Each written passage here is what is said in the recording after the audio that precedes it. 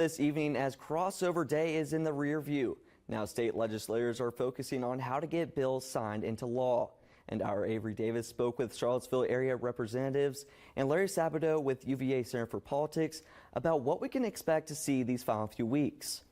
Session is in its final weeks, and Charlottesville area representatives say they've been hard at work. I think so far the session is going really well. I've got 13 bills that passed through. Ahead of session, State Senator Creigh Deeds told me the budget surplus was his biggest concern. We're using a chunk of that to provide tax relief, but we're also trying to use the budget surplus to make investments that are one-time in nature. For Delegate Katrina Callsen, that #1 issue was health care. I have a bill that's around pharmacies and really protecting our pharmacies and trying to streamline the bureaucracy. Despite their shared party majority, Deeds says one of the biggest issues in the General Assembly is dividing the House and Senate.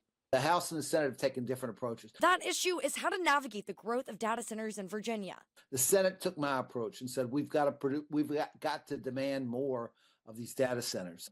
The House, the Speaker, and is kind of aligned with the governor on this issue. They want to extend the tax exemption. But possibly the greatest challenge facing these two Democrats as session wraps up, Governor Glenn Youngkin's veto. I can tell you as a lawmaker, it's felt really odd having these conversations where we're not actually talking necessarily about the issues or whether we agree with Republicans. We're talking about whether Youngkin likes the bill. Larry Sabato with UVA Center for Politics says when it comes to Governor Youngkin's veto, it is not a numbers game. He's thinking of it in terms of what puts me in a good position to run for, say, president in 2028.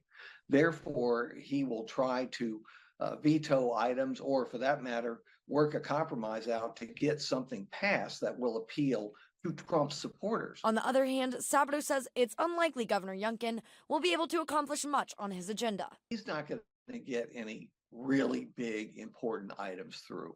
Governors don't do that in the last year of their term, and they certainly don't do it when the opposition party is controlling the legislature. In Charlottesville, Avery Davis, Virginia Weekend.